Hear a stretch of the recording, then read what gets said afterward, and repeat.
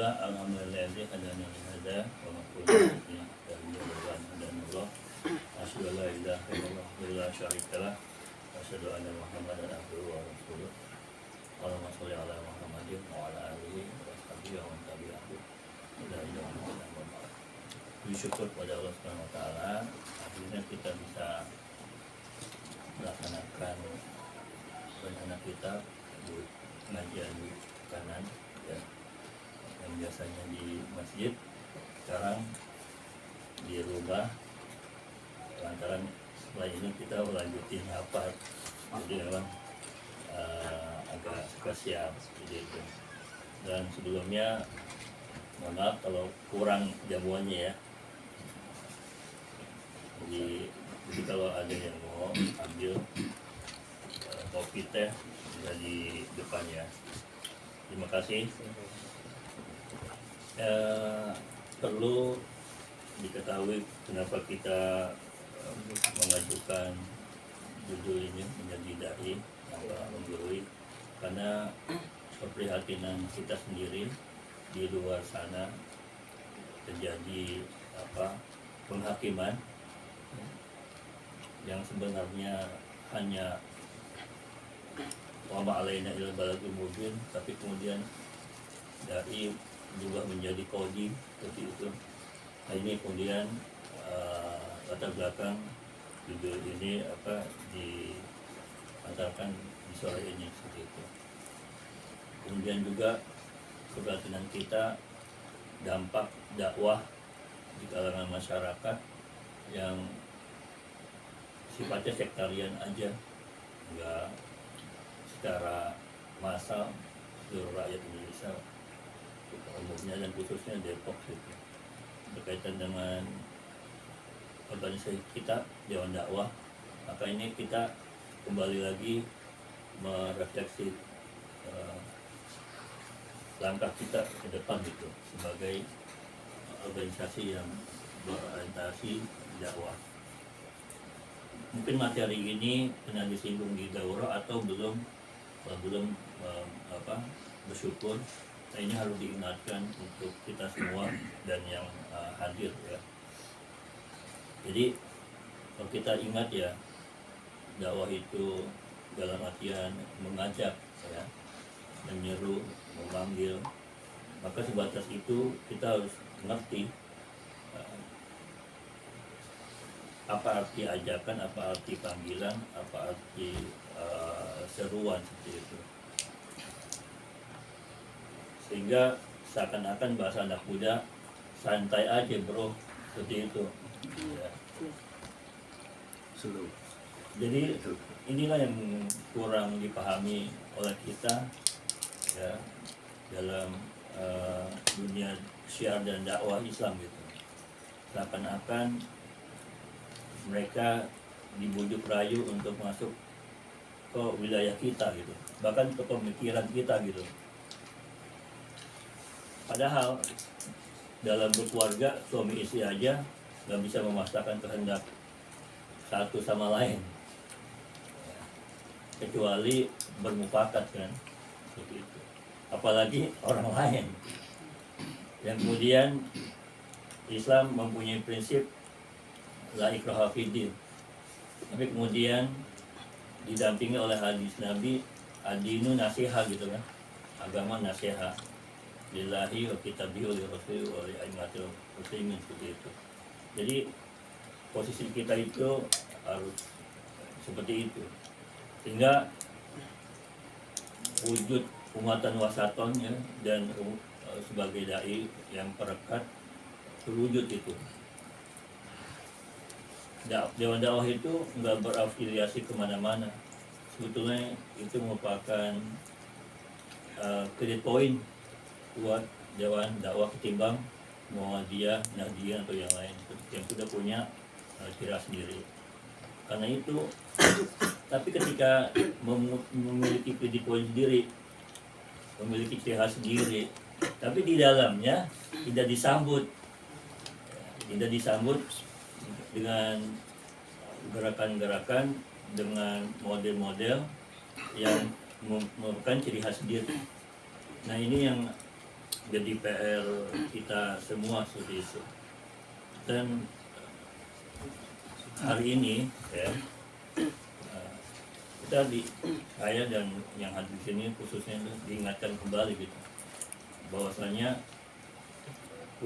Dewan Dakwah itu harus memiliki ciri khas sendiri dalam dakwahnya.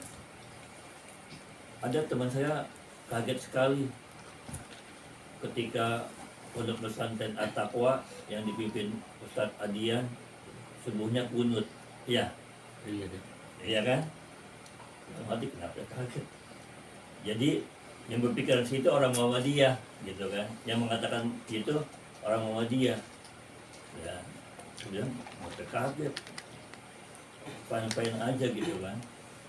Jadi dianggapnya Dewan Dakwah itu Muhammadiyah gitu. Dan ini yang kemudian yang tadi saya bilang berdakwah tapi kemudian memaksa orang lain masuk ke dalam pikiran kita gitu. Kan kayak Ustadz Mu'in saya gitu nulis bagus satu ini ya. Nulis kan cuma mengekspresikan pemikirannya gitu kan. Kemudian ada yang marah kemudian menggugat, itu kan berarti rasa salah mereka gitu kan. Waktu itu Ustadz Mu'in nulis tapi kemudian dipermasalahkan sama MUI sini kan. Depok seperti itu. Jadi itu yang kebanyakan orang gitu. Mestinya kalau awalnya otak, maka harus dilawannya otak lagi bukan otot. Seperti itu. Nah ini ya kemudian hari ini kita ingat kembali ya bahwasanya pesan-pesan Allah itu jelas banget. Wa ma alaina illal balagul mubin. Lasta alaihim bimusaitirin. Engkau Muhammad bukan penguasa mereka. Yang lebih tegas lagi, innaka la tahdi man ahbabta walakinallaha yahdi man yasha. Tegas banget itu. Sekalipun itu pamannya tidak bisa. Yang benar-benar jelas Allah yang memberi petunjuk kepada orang-orang yang dikehendaki. Kita sebatas penyampaian, cuma permasalahannya di situ dalam penyampaiannya itu kurang elok, kurang bijak, kurang menarik gitu dia. Harus dijaga ya. Kita hidup di zaman era modern ya. Tantangannya juga lebih besar daripada zaman dahulu gitu kan ya. Kalau kita lihat di internet, malah kemasannya yang bagus, apik itu orang-orang salafi, bagus banget, apik banget. Dan setiap kali nyari bahan, maka yang muncul situs-situs salafi, produktif artinya. Muhammadiyah aja kalah. Ya, Muhammadiyah aja kalah. Nomor 2 NU setelah disurvei begitu. Kenapa? Karena itu punya satu situs 2, kemudian dipusatkan lah setiap provinsi 1 gitu kan. Itu kalau Muhammadiyah ranting bikin, cabang bikin, akhirnya pecah, siapa yang mau di-set gitu. Itu pun orangnya selalu berganti. Ya, ada punya satu di TV Muhammadiyah. Iya, seperti itu. Jadi ini harus kita sikapin. Padahal kita tahu ilmu tafa'u bihi kan. Dari situlah ya. Padahal tahu zaman sekarang zaman era digital, tapi kemudian konten-konten dakwah kita dalam konteks digital itu kurang banget gitu kan. Dan dakwah itu nggak hanya tertuju kepada satu segmen, semua segmen lah, dari usia muda sampai usia senja seperti itu, semuanya. Bahkan seakan-akan usia senja dilupakan gitu kan ya. Padahal justru mereka itu harus diperhatikan supaya hidupnya husnul khotimah gitu. Baru belakangan ada gerakan-gerakan pengajian lansia seperti itu, baru belakangan itu. Nah, daun-daun juga jangan lupa ya, harus menghidupkan kembali gitu. Kenapa harus perlu cara penyampaiannya yang bagus? Biar menyentuh hati ya. Ini biar menyentuh hati gitu. Karena yang diajak itu dalam dakwah siar itu pola pikir ya dan rasa. Jadi ada orang ya melihat pengajian saya dikit banget sih, adanya kayak tahlilan, sholawatan, biar rame. Saya bilang kan punya positioning masing-masing, punya ranah masing-masing seperti itu. Dan kita selalu mengejar kepada yang kualitas, enggak kuantitas. Tapi dibutuhkan juga kuantitas majlis-majlis tabligh gitu ya, untuk menunjukkan persatuan dan kesatuan, untuk menunjukkan di situ syiar umat Islam itu ada gitu kan. Tapi jangan lupa juga takwim nafs, pembentukan pribadi, takwim sasiyah seperti itu. Yang ini harus juga dimiliki seperti itu. Jadi benar-benar jalan dakwah itu banyak banget PR seperti itu. Nah, Muhammadiyah coraknya adalah ceramah dakwahnya, ranting. Maka ketika diundang ke sini aja pada kabur semua, karena di sini sudah baca Quran sini. Di sini sudah baca Quran. Banyak ustadz-ustadz Muhammadiyah kesini, sekretaris saya, bendahara saya gitu lah. Lu gimana sih malu-malu gue aja ketua nih, bacaan belepotan. Udah terus ini lanjut, tapi kan ada kesibukan gitu kan. Jadi ngomong, ada ustadz juga sih, aduh gue ngajarin ikro gitu kan, pengurus DKM lagi, bacanya ya masih kurang lah, masa nggak nguasain hukum tajwid, untung ente ngajarin ikro. Saya bilang gitu kan. Itu jadi momok semua. Jadi sampai Ustadz Kahar sesepuh kita kalau mau baca Quran kemana? Ke Alif gitu. Tapi kan nggak bisa itu menjadi barometer. Sampai ada khotib bagus tapi bacaannya kurang, sehingga saat imam diganti dengan imam masjid tersebut, baik itu di PVC, Idul Adha, khutbah Jumat seperti itu. Itu juga jadi lahan buat dewan dakwah seperti itu. Jadi aktivis ya, itu lahiriahnya oke. Tapi ketika saya masuk pengajian tarbiyah, pengajiannya bacaan ya, kita kan di sini menganalisa fikih dakwah, bukan tahsin. Tahsin itu urusan masing-masing. Itu di jawabannya. Masuk ke HTI gitu. Ya, walaupun modulnya itu berbahasa Arab semua gitu kan. Tapi ya baca Qurannya juga harus diperbaiki lagi. Ini jadi PR juga seperti itu. Karena baca itu kayak apa ya? Kayak fondasi gitu.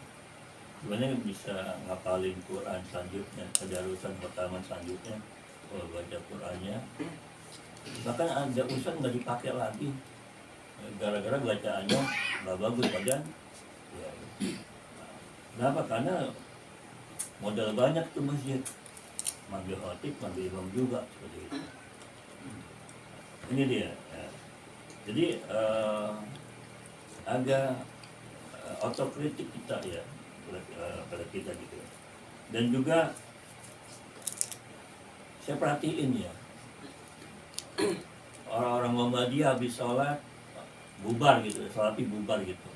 Sementara majelis tabligh itu suka ada bacain hadis fadail ya seperti itu. Padahal itu kesempatan silaturahim loh, walaupun cuma beberapa menit gitu kan. Kalau NU jikiran gitu kan. Tapi sayangnya dia pakai speaker gitu. Coba kalau pakai mulut seperti orang-orang tarikatan, enak banget. Teman-teman pernah gak duduk di tengah tarikatan gitu, sembari dengerin la ilaha illallah, lebih sahdu daripada speakeran. Itu yang membuat jelek, itu speaker. seperti itu. Jadi, nah, dewa-dewa gimana gitu kan? Nah, itu, nah, sehingga waktu masjid itu cuma jadi transit kayak halte gitu. Habis sholat selesai, bubar pulang. Waduh, padahal misalkan maghrib sampai isya, ya, antara sholat satu dengan sholat lain kan menghapuskan. Kenapa nggak diambil itu kesempatan itu? Dan kenapa nggak diambil untuk menjalin ukhuwah Islamnya lebih ketat gitu, lebih dekat gitu kan? Ini jadi problem seperti itu. Dan kenapa kendalanya? Yang secara umum pendanaan, ulatasan, ya, nggak ada manggil ini mahal. Yang lebih spesifik adalah mereka bingung manggil ustadz siapa ya yang bisa diterima sama semua orang. Nah lo, ya nggak belajar. Jangan itu orang mau dia, jangan itu orang itu, akhirnya nggak belajar ya. Ada masjid bagus di Simpangan Mandala, dapat penghargaan dari wali kota Mahmudi karena jadi masjid perekat. Semua kelompok pengajian yang ada di RW sana itu diakomodir di masjid itu. Sebenarnya pengajian itu seperti imam-imamnya juga diberi. Jadi kalau yang punutan ini mereka sudah tahu, dan saya kunjungin banyak juga subuhnya satu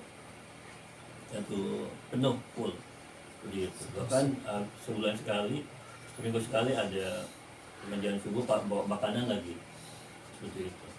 Keren. Dan sekarang punya ini supermarket KS21 212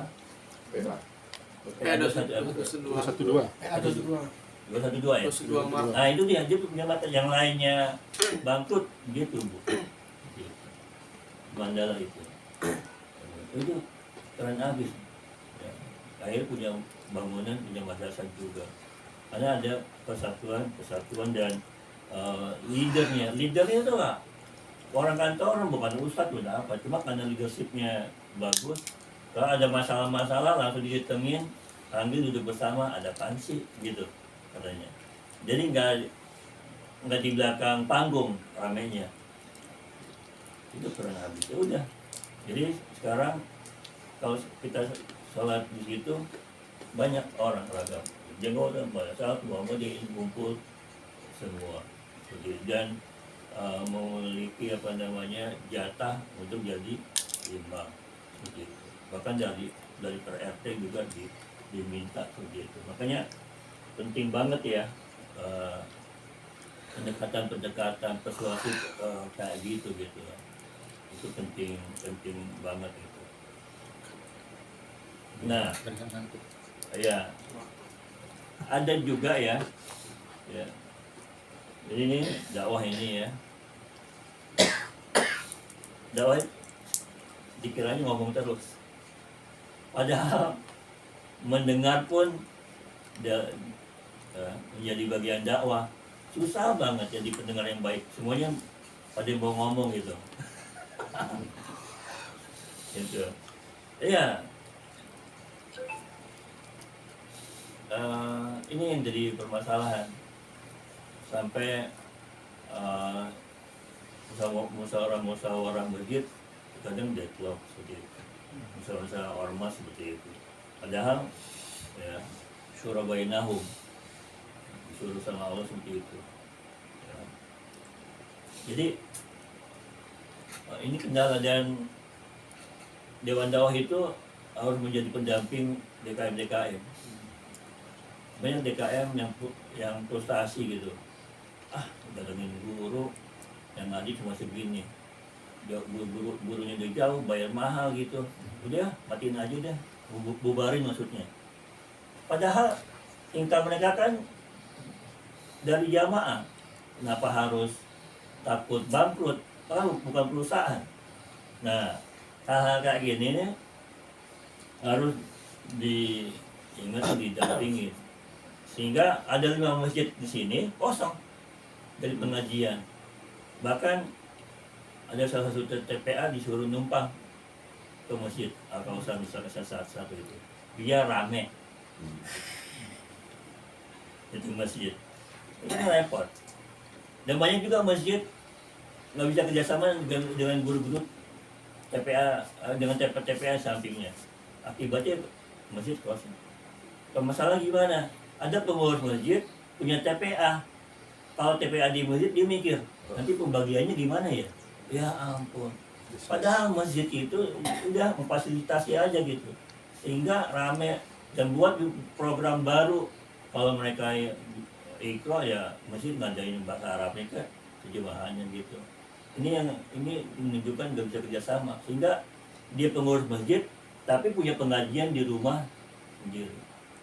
Dan udah saya tawarin seperti itu mereka. Kita pernah di Masjid Al-Furqon, alhamdulillah dapat penghasilan itu masjid kita kan. Tapi lagi-lagi kalau dia kan orang Muhammadiyah, nanti dipengaruhi loh kita. Ya ampun.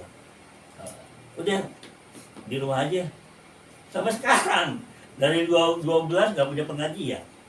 Kasihan kan. Suara-suara sumbang kayak gitu didengar gitu kan. Padahal bisa jadi karena kejelasan dia seperti itu. Ini nih realita yang ada gitu. Kita bantu masjid-masjid untuk berkembang di Ramadan khususnya. Tapi kemudian habis Ramadan gimana? Berlanjut gak kerjasamanya dengan kita gitu? Enggak, karena nggak dapet. Ada ustadz yang nggak kedapetan marah gitu. Kan saya IO yang jadi imam itu pasti yang bagus-bagus semua di taraweh. Imam-imamnya imam dan sama, karena kami bayar, kami cariin sponsor. Tapi ada pada umumnya Ramadan itu dijadikan prime time, dan dijadikan tempat ajang show off gitu. Ini dia yang masih kurang di masjid. Jadi gaya bacaan kayak campur sari, gaya bacaan kayak golek, masuk jadi imam ya jadi bercandaan ya. Kemudian ada juga yang hafalannya nggak bagus, ya jadi imam akhirnya masjid dijauhin, nggak berkualitas. Sementara mereka lama-lama jadi tahu kan kalau Al-Fatihahnya nggak bagus, gimana sah dan tidaknya jamaah. Nah itu problem buat kita. Kalau nggak enak nih, dia kan pendiri masjid sini, ya penggagas musola ini gitu. Nggak enak, kasih aja dia 1 kali waktu gitu. Yang berbakat. Kan kacau. Padahal teorinya di Islam tuh jelas banget, bacaannya bagus, ya kan, seperti itu. Ini jadi problem dan harus apa namanya safari dakwah lagi nih, bukan cuma tadi IDP ya, tapi betul-betul safari dakwah. Ingetin lagi untuk pengurus masjid berbuka hati gitu, jiwa gitu, sampai kemudian generasi Z itu bergejolak gitu, gusar berontak ya. Kalau Bikinlah akhirnya pemuda masjid 1 juta pemuda yang di Kaumi. di Sukabumi. Ini kan karena melihat ketidak muncul. Saya datang ke sana, aduh bapak mau kopi apa? Gratis semua. Asik banget, selalu membangun.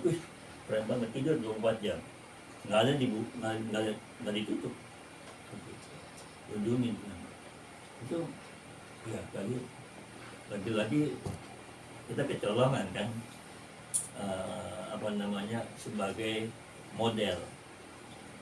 Orang kenal Muhammadiyah model sekolahan ya, masa NU model akar rumputnya tradisional, nggak harus seperti itu.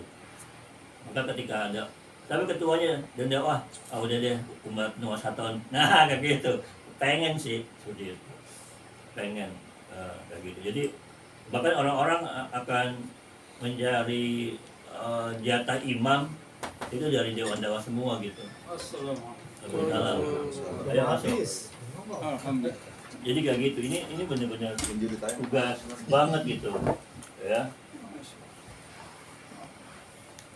Udah mau tutup nih. Iya. Saya baca doa. Lanjut. Jadi apa yang dikatakan Nabi Ibda bin Nafsik ya harus dari diri sendiri. Ini apa yang dikatakan Quran, ku anfusakum wa ahlikum naro, ya harus dimulai.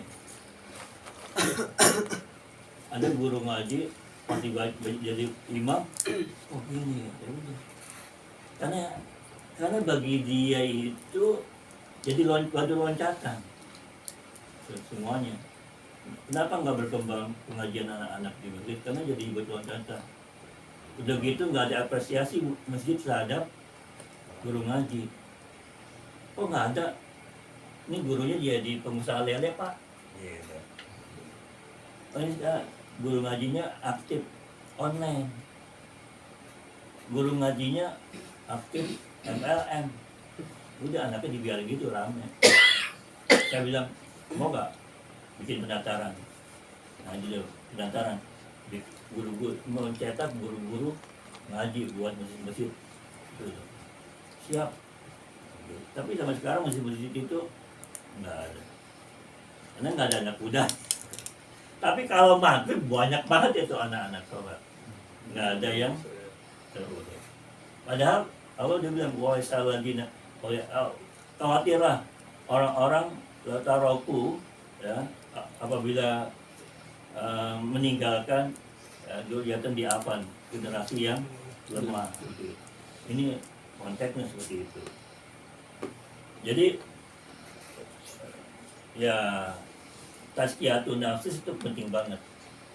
Ini jadi program juga nih tazkiyatun nafs ya, pembersihan diri seperti itu.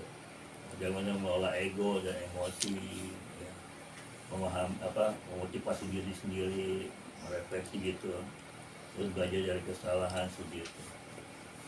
Dan sekarang lumayan ada banyak kegiatan Dewan Dakwah ya, khususnya di Ulul Albab ya, itu harus dijaga banget sama di masjid-masjid yang dekat rumah kawan kita itu Pak Joko. Mestinya di semua di Sawangan juga, cuma karena nggak ada orang ya, karena ya udah sibuk. Jadi setiap titik itu harus dijaga komunikasi dan hubungannya. Dan ini betul-betul di PR. Kita punya Adi udah 4 generasi ya, tapi kan kader Depok nggak ada. Kemudian kita Daurah udah gelombang keempat ya. Alhamdulillah dapat Nukman, dapat siapa lagi nih? Dan Daurah enggak, yang Daurah itu. Pak Andi. Oh, daurah ya? Nah itu bagus, itu kan ya kayak gitu. Lebih mantep daurah dong, berarti hadir dapat kader. Nah, gitu, itu harus dipertahanin, tapi kualitas tetap dijaga seperti itu. Jadi mungkin suatu format daurah dulu di Ulul Albab langsung ke sebuah daerah. Ayo kita garap ini dakwahnya gitu kan, datang aja. Puncak-puncak nanti. Bukan. Maksudnya ada di daerah binaan Dewan Dakwah lah. Kita ajari ngaji anak-anaknya. Kita beri kultum beberapa hari dari dakwahnya itu kita nilai langsung gitu kan. Ayo kapan-kapan. Jadi keempat alumni ya. Alumni undang lagi, yuk kita praktekin. Jadi khusus Ramadan lah berapa hari kayak gitu. Itu kan nyari sponsor. Ya itu penting, daerah yang bisa kita penting banget itu. Tatasan penting banget. Jadi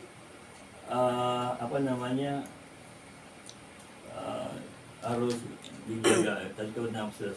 Karena udah di Al-Quran udah katakan gitu kan. Jatuh alaihil kitab, bacain kitab, Uyuzaki aku selalu membersihkan diri mereka seperti itu.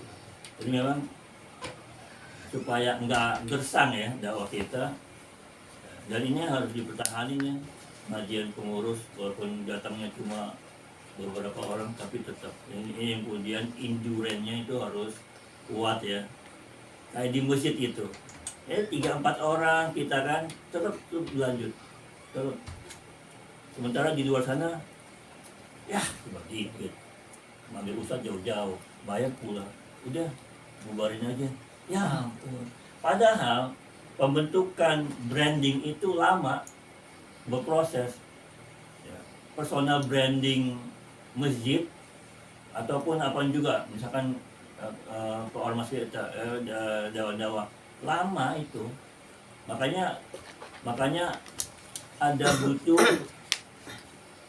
tempat yang berpusat Ustadz Hasan kayak Ulul Albab gitu kan. Tapi ada juga tempat yang berkeliling. Seperti itu. Ini usulan seperti itu. Sehingga ketahuan kalau Ulul Albab di akhir ahad atau akhir apa gitu di pengajian di situ. Personal branding itu lama.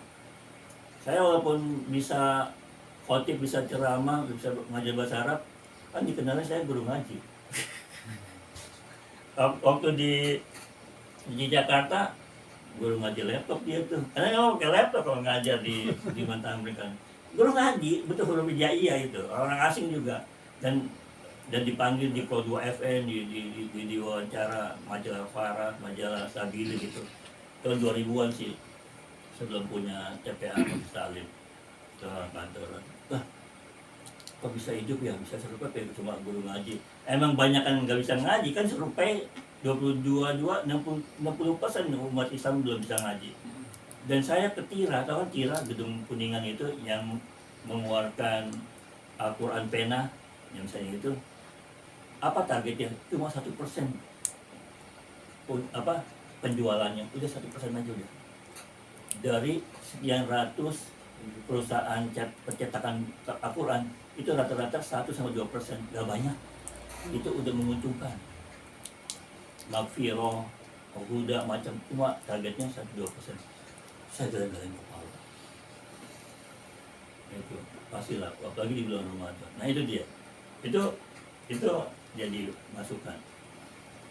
Dan yang bikin kecewa apa ya, gelitik ya.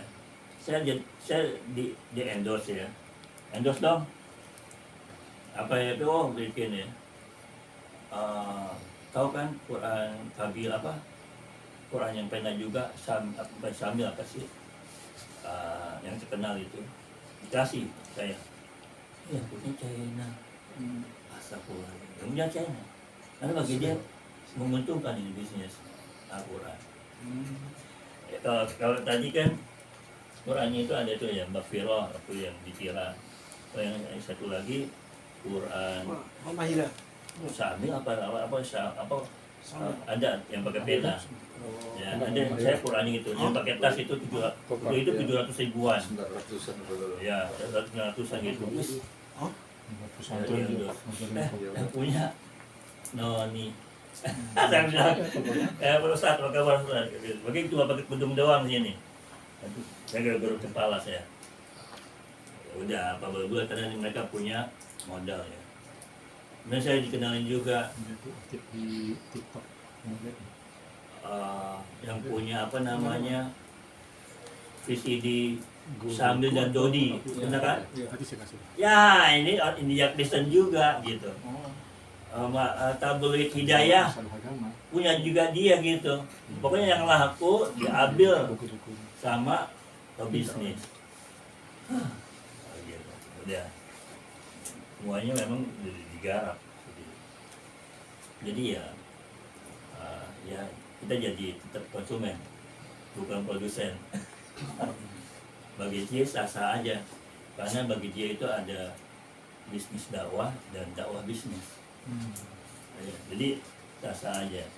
Ini ya seperti itu. Jadi hati-hati teman-teman dalam mengkomunikasikan materi. Ya, ingat prinsip dunia pendidikan atau riko ahamu minal madar. metodologi itu lebih penting daripada materinya.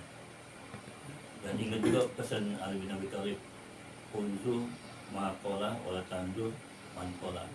Perhatikan apa yang dikatakan, bukan memperhatikan siapa yang berkata. Hari ini lihat dulu, ini siapa yang berkatanya, bukan tamatan Saudi, enggak, kan nggak asik. Al-Azhar. Ini siapa ini yang berkata ini? Basicnya kata iya enggak, atau wah udah nggak sesuai dengan frame-nya Islam. Ud'u ila sabili rabbik, serulah kepada jalan Tuhanmu, bukan ke jalan HTI, bukan ke jalan Muhammadiyah, bukan ke jalannya itu, ke jalan Rabbik ke Tuhanmu. Itu ini. Makanya ayo jalan dakwah yang tidak berafiliasi ke mana-mana itu jadi corong, jadi nilai lebih gitu kan. Tambah. Ya, jadi seperti itu.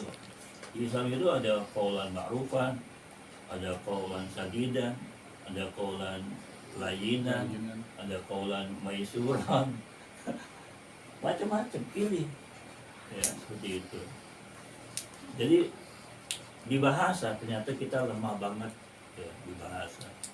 Sampai Ustadz AA yang di Bandung tuh yang disomasi MUI, anak muda EI, Oh, Ustaz Effendi. EF ya, apa EE, Effendi, Iya. Iya. Karya ya. arsitektur Dia kan yang kena kasus. yang dibaca tadi sama Ustadz itu berarti oh jadakal dolan pada dolannya itu dimakan sesat. Nabi Muhammad Oh iya, serang pernah sesat loh. kasus terang. Padahal kata-kata dolan itu bukan berarti sesat di situ, bingung. Nah, itu dia disomasi. Ini tadinya lagi naik daun, langsung walaupun masih ada sih, masih eksis gitu. Jadi hati-hati banget. Dan ternyata juga dia KDRT juga, kan repot lah. Udah makin tenggelam gitu. Hati-hati banget nih, tadi saya emosi banget. Sampai ada ustadz itu kan yang dulu runner up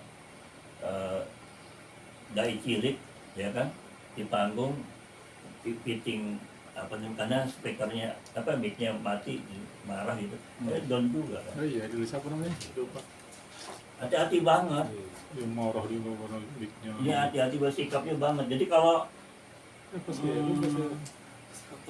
kalau ada orang baca Robi Srohli Sodri Wesir Amri itu emang pantas banget. Tapi jangan dibaca di panggung dong, dibaca di belakang panggungnya. Masa dibaca di depan panggung Robi Srohli? Enggak, belakang panggung. Ini yang hal-hal yang kayak gini di daurah Kutoba ya, itu benar-benar harus diperhatikan. Jadi ubah ya, yang pemahaman kita dakwah itu harus di atas mimbar gitu, di depan podium, di depan kelas, mendengarkan juga ya. Ada nih kerjaan sampingan, tapi duitnya lumayan. Apa? Setiap pagi mendengarkan keluhan pasien di rumah sakit. Terus Ada di rumah sakit Digaji. iya digaji. Kan rumah sakit Assalamualaikum, internasional biasa Ibu. gitu. Boleh juga. Yang modern biasanya gitu. Ya. Gimana kabarnya gini? Ibu mau masak apa, Bu? Mau makan apa hari ini? Langsung dicatat, kirim ke ahli gizi. Di bagian gizi. Oh, ada sih. Dapat udah. Selesai udah pulang lagi. Nanti kalau udah waktunya karena sebelum dimandi gitu. Itu motivasi. Kan dakwah gitu juga. Dan yang lebih keren lagi, waktu saya ketemu Mu'alaf Center,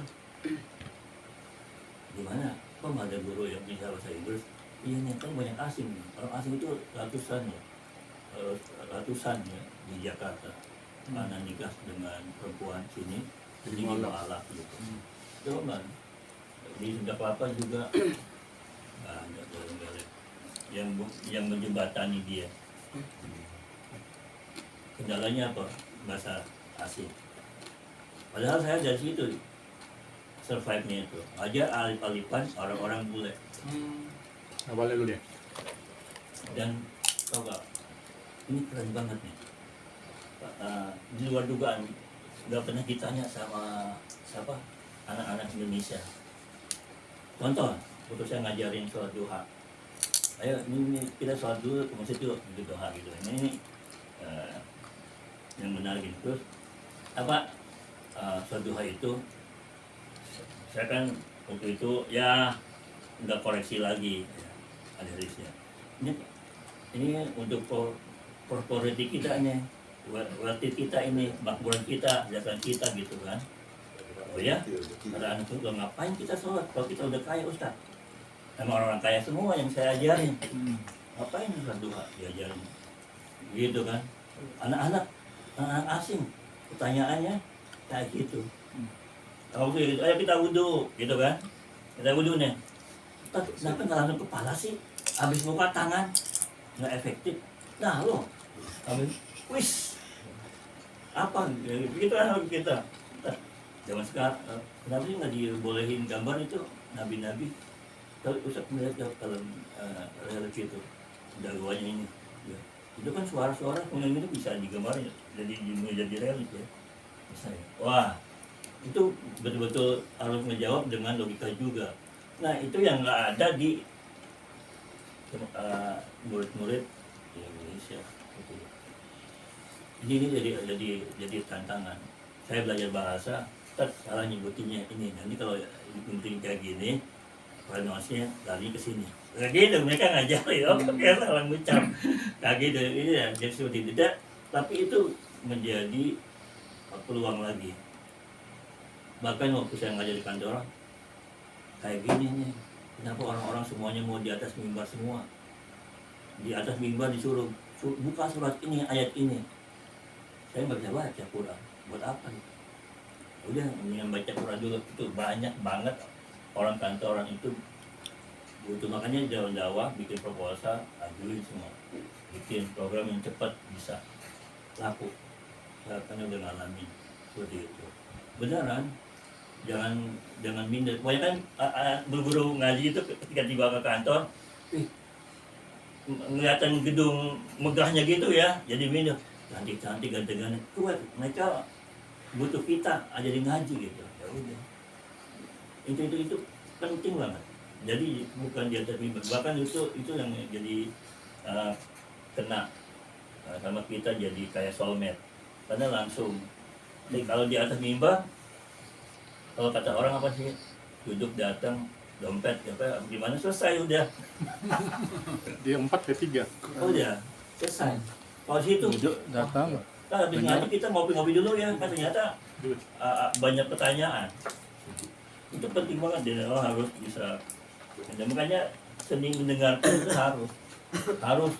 Jadi jangan melulu ya dah mimbar tuh. Karena mereka itu benar-benar coba kayak gitu banyak ya yang mau ngajarin ngaji di kantor gitu, kita makan siang kemudian after office hours seperti itu banyak.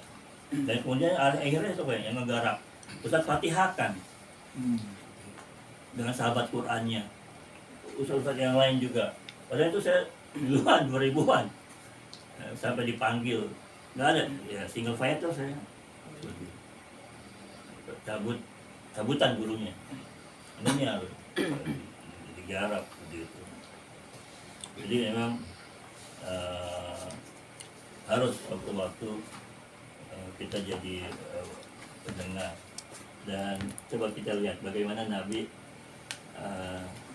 ketika ditanya, ya Rasulullah izinkan aku berzina. Waduh, marah banget itu para sahabat dengar gitu. Ya kan? Di depan Nabi dan di muka sahabat-sahabat.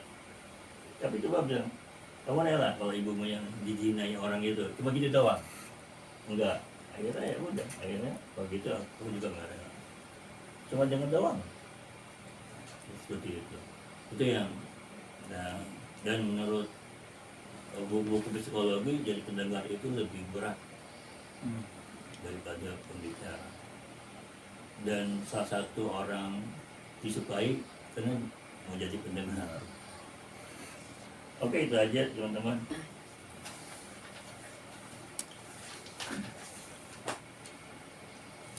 Ayo minum, silakan. Apa Bang Andi, kopinya belum dapat ya? Siap, siap. Nah, Ustaz. Udah, karena ini setengah jam doang ya. Siapa ini yang moderator? Ya baik. Alhamdulillah